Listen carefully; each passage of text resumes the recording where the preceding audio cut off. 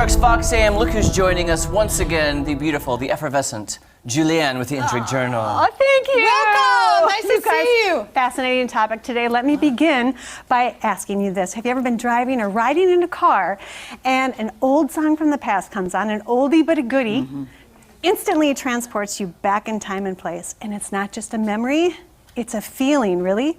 It's very visceral. It's almost like these feelings went exactly with this moment in time, right? Right. Yes. Because music transports us not only back to a memory, but also connects us to an emotion. The sound sense has very linkage to very deep and old emotional places in our brain, a fact which allows composers to access and dialogue with their audience on a very deep, deep level. So there's a reason Beethoven was a very significant composer of his time. He actually was groundbreaking in that he transitioned from classical music, which was very poised and balanced, into romantic music, which was more impactful, more emotional. We're going to get back to Beethoven, but important to know, we're going to talk about sound, not only just sound as a sense, but sound as a data. Okay. A data that would normally be perceived by other senses. Okay. Stay with me? Yeah, okay. We're intrigued. We're intrigued. Have you heard of data sonification? This is, have you heard of this? No. Never heard of It is it. a process of translating data into sound, creating sound from data. So rather than looking at visual charts and graphs, you're actually representing data in a sound. So you can take any type of information. It could be traffic patterns, rainfall, any numbers, mathematical. It could be, features of a cheeseburger, whatever, and apply them to components of music, sound, or notes to create a file in which you can perceive the information in a different manner. Interesting. Are you talking about like Interesting. if Kelly and I had trouble learning something, this could be a way of learning something? Yes, in a sense, but it's more a way of perceiving something. So, Perceive, okay. I was Understanding it, understanding yeah. things differently. Okay. Yeah, rather than seeing it, you're hearing it and gaining new information. So Okay. Hannah Davis is an expert in this field. She actually translates literature into sound. So, and a lot of her goal is to create interesting music. So it's a little bit arbitrary, but still scientific. So she was featured last year at the Louvre, her work was. And what they did was they gave her the top articles of the day. So she took the data, the emotional data, and generated music that had the same emotional tone. Oh, interesting. And it was played by a live orchestra. Interesting, right? Yes. Could you imagine how 2020 might sound? Oh boy. Oh no, I don't want to hear that symphony. So she did, that was a news article. She's also done, a lot of her work was novels.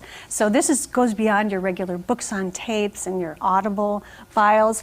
She takes 14,000 common words packed with 8 different emotions, positive and negative states, and applies them to components of music. So for instance, maybe a high pitch would equate to a high emotional activity in a book.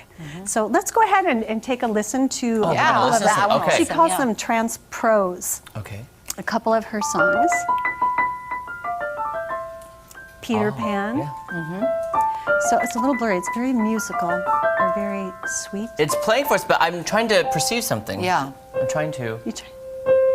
So the emotions in this are trust. The highest emotions are trust and joy. This next one has a little different tone. Okay. To Kill a Mockingbird. Okay. So the emotions are trust and fear. A little different tone Oh, with this one, right? I felt uncertainness. Uncertain? Okay. Well, okay, so she's not the only one. NASA, too, has a data sonification program. And so they are translating space images into sound. Now, the Chandra X-ray telescope is instrumental in providing data, as well as the Hubble and Spitzer. And so what you have is now you have stars and clouds of dust, black holes that can be heard based by low and high pitch based on their brightness or their shape in the sky. Interesting. Isn't that interesting? Let's Yeah. just go ahead to the next one. You can now hear the galaxy, the Milky Way galaxy. Can I be honest with you? Yeah? This one reminds me of Mr. Rogers' Neighborhood. I'm not gonna lie. Hey, he was ahead of his time. I don't He mind was. living He was there. ahead of his time. So some of the brighter notes had a higher pitch and pluck. So this is the Spitzer. This one gave us some different sounds because it's able to capture dust. Oh, I never knew dust sounded that way. I didn't either. That's fascinating. That's called the Pillars of Creation. Interesting. So this is an outreach program that's not only good for everybody, but visually impaired can now have the ability to experience space. Oh, and I wow. love that, don't you? Oh, That's wow. very cool. And not only that, it has a scientific value because some sighted astronomers have reported being able to detect patterns that they missed visually. Oh, interesting. So it makes sense to analyze data not only just with our eyes, but with all of our senses, right? Yeah. Right. Getting back to Beethoven. Now, did you know that he went deaf? Yes, I did know that. So he began when he was 28, and by the time he reached the end of his life, he was completely deaf, and he composed some music that way. And good for him that he was able to actually compose music sitting at his desk. He didn't need to hear it. Well, he hears it in his head. Yes, Yeah. it was Yeah. inside of Right. him. So he almost worked in reverse to this process where he had the music, he had to create the data for the rest of us to hear the music, Right. you know? Isn't Wow. that something? It's also said that he might have been among the first to give sonic expression to space. In in the choral finale of his Ninth Symphony, there's a hushed center, and in his conversation notebooks, which he had because he was deaf, he put notes, and of that segment, he mentioned the starry sky above us. I just think that's a nice little Yeah, that is. trivia to put in there. Okay, mystery across the world known as the hum. Have you heard of this? No? Oh. Okay, so you probably haven't heard the hum either. So all these people, thousands of people all over the world have heard what sounds like a low frequency hum similar to a diesel engine.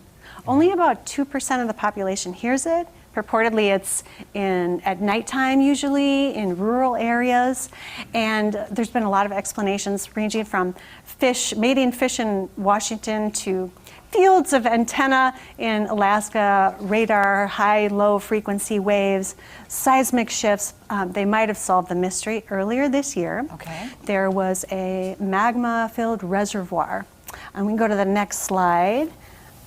That was 20 miles below the Indian Ocean that migrated upwards and was born into a volcano under the water. Oh, So the hum, they think, could have been just Mother Nature's labor calls. Yeah. Oh, my goodness. She was in labor.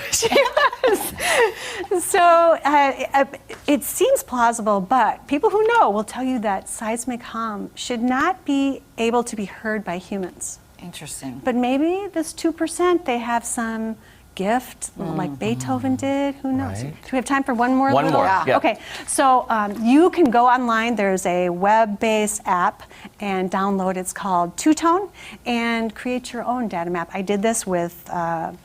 I took people who bought tickets to our show, Intrigue Theater, and mapped it based on the numbers. Is it playing right now? No, not yet. Okay, Is it based play- on the We'll play numbers, it played a song. Okay, we're hearing it now. Oh, wow. I totally feel Intrigue Theater right now. Yes, I do. Have we reached the We're right here. Right here. so you heard where we were in lockdown, right? Oh, Gung, gung, da, gung, da, gung, da, gung. da, da. That is so interesting. Yeah, it's that. Is that going to be your fascinating? new theme song for the Intrigue Theater? Hey, I can see it. I'll make up a song for it. I mean, words. Yeah, please do. I love that. Wow, that's so fascinating.